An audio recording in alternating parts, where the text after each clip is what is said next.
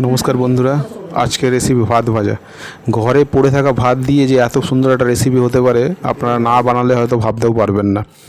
এর জন্য আমি নিয়ে নিয়েছি কড়ায় প্রথমে 2 চামচ সাদা তেল, তারপরে 1 চামচ মতো ছোট করে রসুন কুচিয়ে নিয়েছি। রসুনটা হালকা লাল হয়ে যাওয়া অবধি আমরা ভেজে নেব। তারপরে দিয়ে দেবো 1 চামচ মতো আদা কুচি। এবার আদাটাকে একটু ভেজে নেবো ভালো করে। আগেকার যে মা মাসিমারা আমাদের সময় ছোটোবেলার সময় যে আমরা ভাত ভাজা খেয়েছি সেই ভাত ভাজাই বানাবো, কিন্তু একটু অন্য স্টাইল। এখানে আমি মিক্স হার্বসের ব্যবহার করছি। দেখুন 1 চা চামচের মতো মিক্স হার্বস দিয়ে এলাম। এটা যে কোনো মুদিখানার দোকানেই পাওয়া যায়। মিক্স হার্বস দিয়ে দিলাম প্রথমে, তারপরে একটু ভেজে নিলাম ওর সঙ্গে।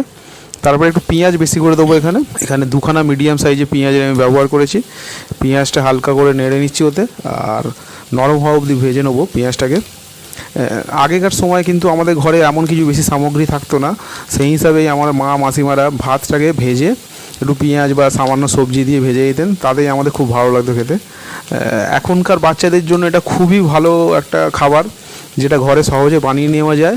এবং এই যে মিক্স হার্বসটা ব্যবহার করলাম আমি, এটা একটা আলাদাই একটা ফ্লেভার দেবে এতে। আর যদি আমার এই ভিডিওটি ভালো লেগে থাকে প্লিজ দয়া করে একটা লাইক করে দেবেন।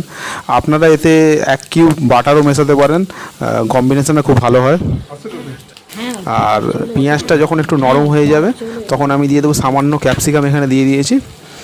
চাইনিজ কোনো সস আমি এখানে দেবো না, তার জায়গায় আমি শুধু মিক্স হার্বসটা দিলাম।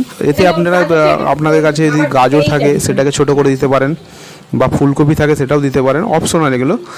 যদি ননভেজ করতে চান এটাকে একটুখানি ডিম ভাজা দিতে পারেন, তাহলেও খুব ভালো লাগবে। আর তারপরে দেখুন আমি এতে ভাতটা দিয়ে দিলাম, তারপরে গোলমরিচ গুঁড়ো দিয়ে দিলাম 1 চা চামচের মতো, আর সামান্য নুন দিলাম প্রয়োজন অনুযায়ী। তারপরে ভালো করে নাড়িয়ে নেবো। একদম রেডি হয়ে গেছে। দেখুন বাচ্চারাও খুব ভালোবেসে খায় এটা।